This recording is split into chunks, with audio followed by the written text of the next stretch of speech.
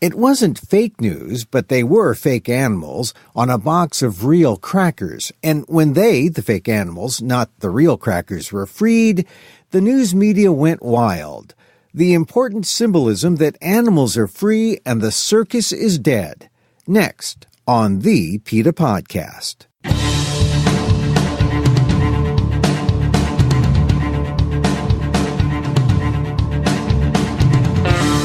Welcome to the PETA Podcast. I'm Emil Guillermo, your host for this behind-the-scenes look at PETA, the largest animal rights organization in the world. Here we talk to the key players at PETA and the movement and ask them about how animal rights changed their lives and how they stay motivated to make the world a better place for the animals. On today's episode, it wasn't fake news. The animals were just drawings on a box of Nabisco's Barnum's animals. Animals were transported for the last 100 years behind bars. It was time for liberation. The animals are no longer carted around the country in these tiny boxcars and forced to perform these tricks. It just makes sense that the iconic animal cracker boxes show free rather than caged animals. So, this is another opportunity for PETA to get conversations started about the inherent cruelty of animal circuses. So it goes a long way to help the very real, living, breathing animals escape that nightmare. For Ben Williamson, PETA's Senior International Media Director, this was no tongue-in-cheek respite from the hard news that PETA regularly delivers to mainstream and scientific journalists, which, incidentally, often gets ignored. But this wasn't, and it wasn't a trifle. Indeed, the animals were truly liberated, and the change means that consumers, young and old, of Barnum's animal crackers no longer will be subjected to archaic images of animals locked up in a cage. I think it probably is upsetting for a child who is eating animal crackers to see the animals on the side of this box. And, if they think about it, if anyone thinks about it really, and ask themselves the questions of why the animals are behind those bars, the reason is pretty upsetting. More on the changes made on the animal cracker box, representing a significant shift in public awareness of animals in entertainment. Next on the PETA Podcast. But first, thanks again for joining us here at the PETA Podcast. Please share a link with your friends and let them know that the animals have a voice on the PETA Podcast. Go to our webpage at PETA.org and binge up on some of my favorites, starting with PETA President and co-founder Ingrid Newkirk. She's always good. Hear what she has to say about the issue of animal rights in Episode 1. And hear Ingrid's words on why mothers on the southern border should never have been separated from their children. That's on Episode 24. A cow is a child, is an immigrant. You didn't see SeaWorld this summer, did you? Unless it was to protest. Listen to Lisa Lange talk about the state of SeaWorld and the move for sanctuary for orcas on episodes 21 and 6. And what of lab animals? If you want to know why the Texas A&M experiments on dogs are bogus, check out episode 9, which explains how bad science at Texas A&M only leads to dog cruelty. That's on episode 9. Remember, if you're on Apple Podcasts, don't forget to rate and review the show. It helps the algorithm know that PETA has a podcast on the issues important to you. Now, if you really want to help the animals, you can always hit the Donate Now button at PETA.org. And if you're high-tech and have Amazon's Alexa, it's as easy as saying, Alexa, donate to PETA. And now to our episode. It wasn't just a change of brand images on Nabisco's Barnum's animals. It was recognition that the depiction of animals caged on a box was as outdated as seeing racist marketing notions that existed in America's past, featuring pickaninnies. The circus is no more. The animals were no longer in cages. There was agreement that the image needed to be changed. And that was a big step for society and significant news. Coming during the worst week of political news in the present administration, the media's attention to the animal cracker story suggests the world needed good news, reassurance of something good in life, and a reality check. Yes, the circus was indeed still dead, and no one missed it. Here's PETA's Senior International Media Director Ben Williamson on how it all came down on the PETA Podcast. All right, the big news. Nabisco changed the design of its animal crackers box. I mean, it's funny that it should have gotten the kind of attention that it did. Did it surprise you that it did? It's been a huge story for us, so I was really happy to work on it. We really didn't expect to see the wall-to-wall coverage that we've seen. We've seen op-eds on it. We've had radio interviews and television interviews. It's really been such a fantastic story. And, it's been nice to work on something a bit different. Tell me why, how it came about. I mean, first of all, PETA had been working with Nabisco, or just explain the origins of the story.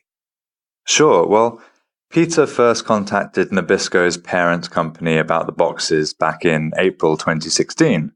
And in our letter, we noted that animals in circuses are trained to perform these unnatural and demeaning tricks through physical punishment and psychological domination.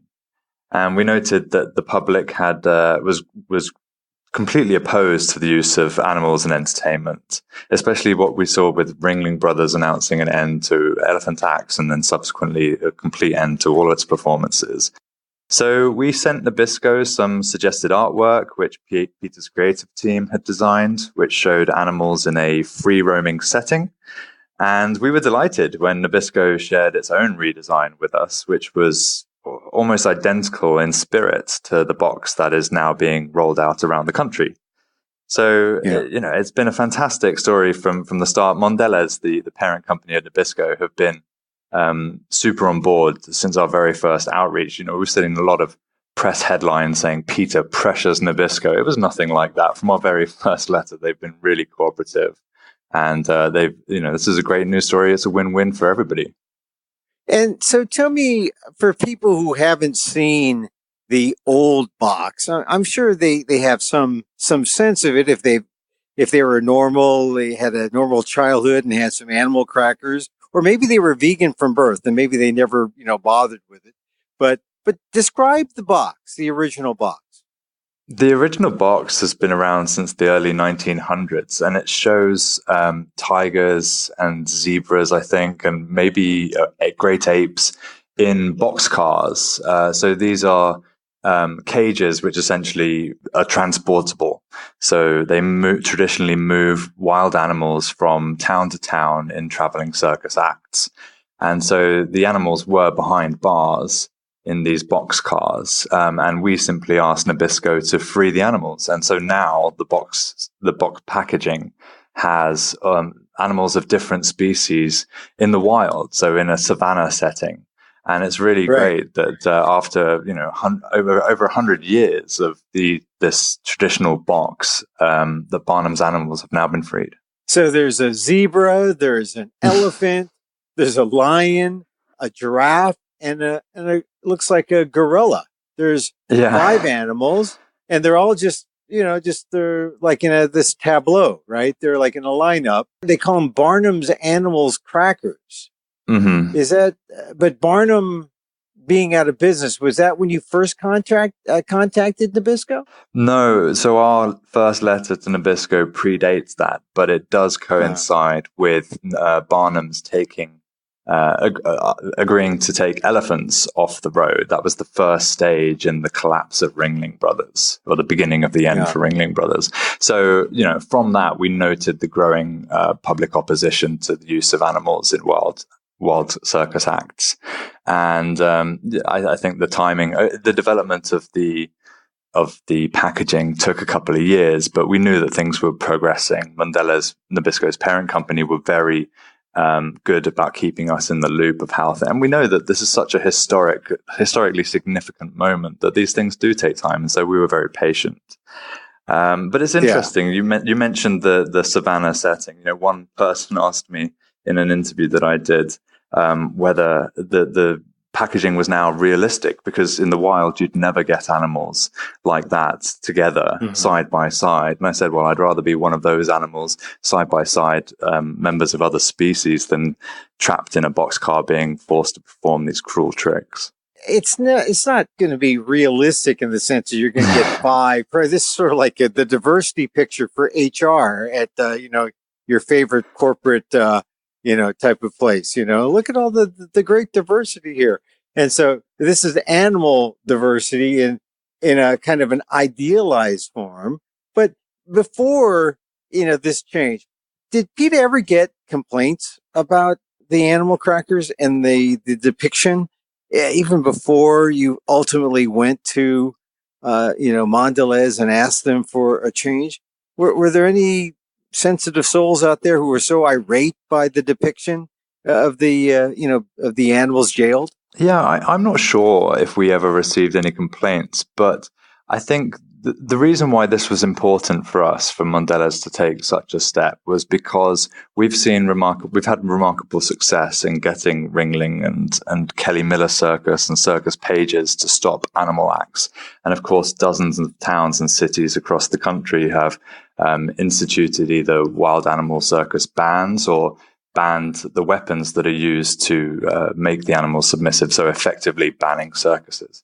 So we wanted the marketing to reflect the reality. I think it probably is upsetting for a child who is eating animal crackers to see the animals on the side of this box. And, if they think about it, if anyone thinks about it really, and ask themselves the questions of why the animals are behind those bars, the reason is pretty upsetting. So no pushback at all from them. I mean, it was slow, but, no pushback, no, hey, we stand on principle. This is the way we've had these boxes for all these years. We're going to stick with it. No, they were great. From the very outset in April 2016, their director of global sustainability wrote back to us and said, thank you for this information and we'll consider it. And then several months of dialogue and updates from us on the different processes that Ringling was going through and all the updates that we were getting on the collapse of the actual wild animal circuses.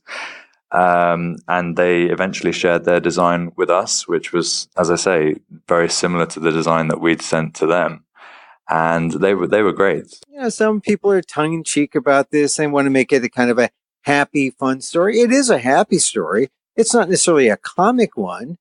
You can make it comic, but there is this importance about a box changing, right? I mean, it's not just some insignificant trifle, is it? No, absolutely. You're right. I mean, since it's our position that since the animals are no longer carted around the country in these tiny box cars and forced to perform these tricks, it just makes sense that the iconic animal cracker boxes show free rather than caged animals.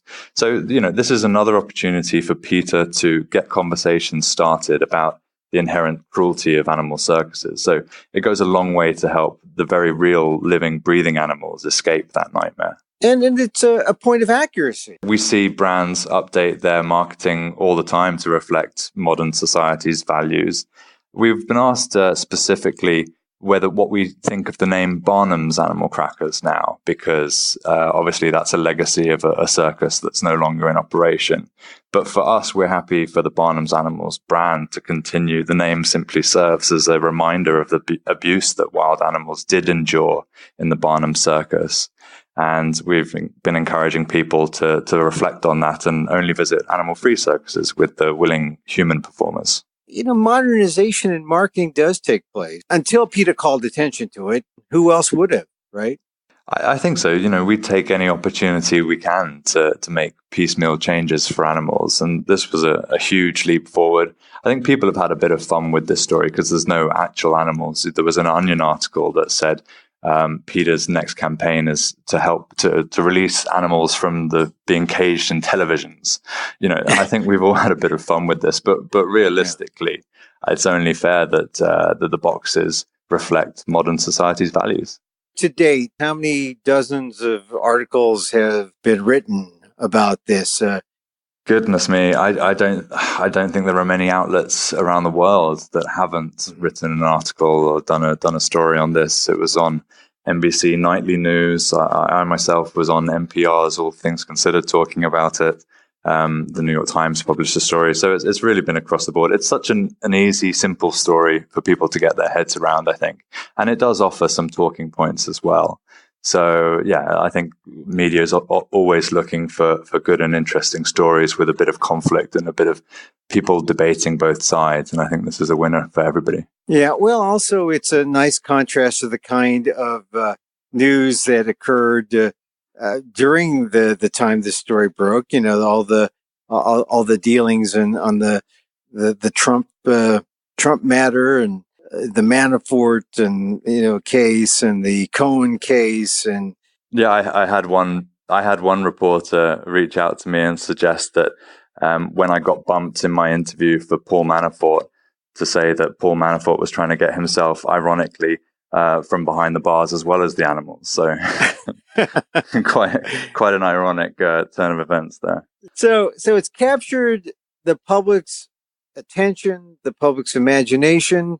How does this contribute to PETA meeting its goal? I think it helps PETA meet its goals in two ways, mainly. The first is we take any opportunity we can to get tongues wagging. We want to spark debate. We want people to have conversations around the dinner table, and something they've seen on the news regarding animals is sure to get conversations started. So we want people to talk about the real cruelty behind circuses that use animals. So circuses whip and electrically shock and beat exotic animals to force them to perform tricks. And hopefully people, when they're talking about this box, essentially, they're talking about why it's been an important step. And I think the other thing is, as I say, we've celebrated the end of Ringling Brothers, and we're celebrating this redesign. Since we've seen so many animal circus bans across the US in recent years, it's only fair that the marketing should reflect the reality, which no longer tolerates the cruel chaining and dragging across the country of animals for cruel acts. You know, one of the things that you mentioned there, the fact that the Ringling has been out of business now has it been a couple of years now? Yeah, it was last year they finally ended the shows. And I don't see anyone saying, "Oh, I miss a circus." We miss that cruelty. We should bring it back. I don't hear anyone saying that. No, and I think that was happening for a few years. Wild animal circuses have been on the decline, certainly since I've been in this country, which is 3.5 years. When I first arrived, there were more people protesting outside the circus than there were people sitting inside watching the cruel animal tricks. So it was only a matter of time before the economics of the whole thing just imploded.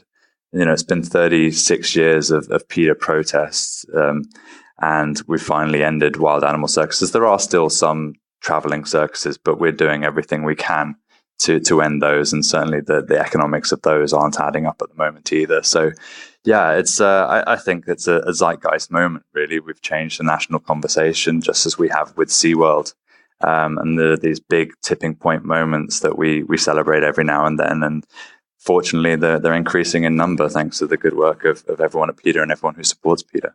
All right, so what is the next brand or the next outdated image on a box or some kind of carton that you're going to try to change? I don't know. Are you looking at all the supermarkets, scouring the aisles for some outdated brand or something, or what are you doing? You know, I was actually asked this question before, and I haven't since thought about a good answer. Make no mistake about it. Most of PETA's time is spent helping living, breathing animals escape the very real horrors on factory farms and in marine mammal parks and circuses. So, you know, we spend almost all of our time doing that, and occasionally where we can doing this bit of good news to help reflect what society now thinks about the use of animals in entertainment. So, you know, our lawyers and our corporate affairs teams are really busy trying to help living, breathing animals escape the horrors that they're enduring. No, when I do find the next target for PETA's marketing efforts, then I'll come back on the show, Emil, and let you know. Oh, great. I'd like to hear that. All right, so just a few more questions now, Ben. And I know you've been here for a couple of years now. Tell me, what is it like to work in the U.S. and fight for the animals? You were in Europe for a long time. You came here. Is it different? Things here, the approach, the people, the culture, in terms of the fight for animal rights than it was in Europe? It seems like sometimes maybe Europe might be have a greater consciousness maybe a feeling of compassion for the animals. Or what's been your experience since you've been working here in the U.S.? Yeah, so I've been in the US now for 3.5 years, and before that, I was Peter UK's press officer for 3 years before that in London. And I guess the one of the big differences is just the variety of feelings towards animals in the US. In the UK, as a smaller country, people generally have a similar attitude towards animals. In the UK, we had the world's first ever animal protection organization in what is now known as the RSPCA, the Royal Society for the Protection of Animals. And that was co-founded by William Wilberforce, the great slave trade abolitionist. So it's I think the idea of protecting animals has a long DNA in the UK. So I think the variety of people's feelings towards animals. You've got your hunters in America. You've got fishermen. You've got a variety of people who think differently than I do, and that we all at PETA do. So there are many more opportunities, I would say, to protect animals in the US than in the UK, where it's much more singular issues. Well, in other words, there's a lot more work to be done in the U.S. too. That's what you're saying. Well. So, all right. Given that, how have you maintained your sanity in terms of your approach? How do you set your sights for the next target and try to help the animals day by day? How do you do it? I think the big thing for me, working in the media office, is that I get to see wins for animals every day. And that's what gets me excited. And that's what gets me coming back every day. And you can see those wins remarkably quickly. So something like the Nabisco news, that we won that campaign. We photographed the box, the new packaging, and we were able to get that story in the press that very same week that we did all of that. So, having that constant cycle of stories that I can get in and victories for animals that I see every day is what gets me through the painful cruelty footage that I have to watch as well, and all my colleagues do. So, being able to see victories is the real joy of working for PETA. Yeah, I mean, I guess versus the people who are constantly dealing with vivisection and labs and the kind of cruelty that is often sort of like ignored and not seen or not put in the public eye, but they see it and they're trying to fight it. You have a little different course of action there, and you do see many more victories. Yeah, I think that's right. I think a lot of departments feed into my media office, and so they often bring me good news. One bit of good news we had recently in a similar kind of vein was Barney's New York, the department store. They held a butterfly exhibit in their flagship store in Beverly Hills. And we wrote to Barney's New York and we asked them, this isn't right. You shouldn't be using butterflies. One of our supporters saw many dead butterflies hanging around the cage, and some butterflies had escaped. And the CEO of Barney's New York wrote back to us and said, you're absolutely right about this. We won't have any live animal displays in the future. And so we were able to get that some press and attention. And, that's one of the many victories that we have every week that make this job worth it. Well, as the saying goes, butterflies are free, right? And the idea of a butterfly show, I've seen butterflies on display when, like after the fact by entomologists and that kind of thing. But, a live butterfly show, that seems kind of unnecessary. Unnecessary is exactly the right word. There are many ways to promote your brand and sell your goods without putting animals in harm's way. Most people don't even think twice about a butterfly exhibit, but PETA's there to remind them that, butterflies, just like all other animals, are sensitive, have feelings, have thoughts, and want to live out their natural lives free from human interference, and should be allowed to do so. All right. Now, Ben, I'm going to end with this one story that I was told that you have a history with another iconic brand, which is McDonald's. And I don't really understand the whole story. I was just told that you have this history. What is it about you and McDonald's, Ben? Tell me about that. Okay, so when I was 7 years old, I won a competition that was put on by my school to open my local branch of McDonald's. There was a lot of animosity towards McDonald's in the posh, leafy suburb of North London, where I grew up. And so to try and win round the local community, McDonald's held this competition amongst us public school boys.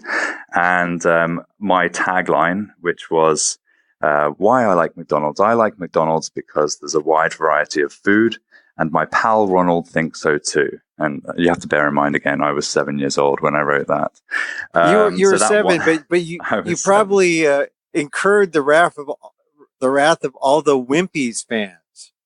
I did indeed. And I didn't even like McDonald's when I was 7, but I liked competitions and I liked writing taglines. So my tagline won, and I got to cut the ribbon on the opening day.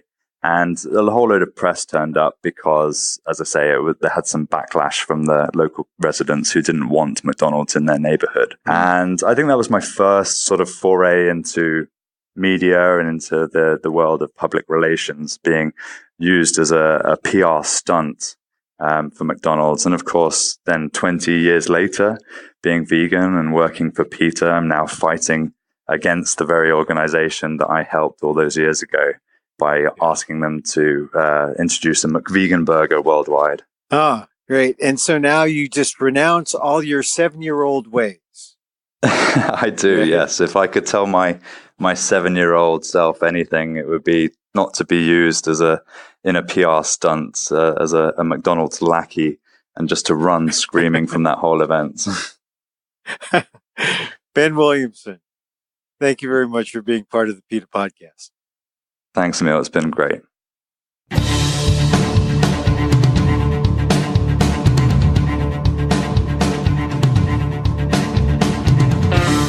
PETA's Senior International Media Director, Ben Williamson, a.k.a. @TofuHomeboy on Twitter, on once being used as a marketing pawn by Ronald McDonald in England as a young boy, and now exacting his vegan revenge in the branding world by freeing the animals, at least on the box of Nabisco Mondelez Barnum's Animals, where the animals have truly been liberated. And that's our show this time. You can contact us at PETA.org and take action there at PETA.org, our website. Find me on Twitter at Emil Amok, that's EMILAMOK, or on AMOK.com. Once again, thank you for listening. Check out all our episodes on Apple Podcasts, where you can rate and review the show. It helps get the word out about the issues you care about. And don't forget, you can help the animals and PETA, especially if you have Amazon's Alexa. Just say, Alexa, donate to PETA.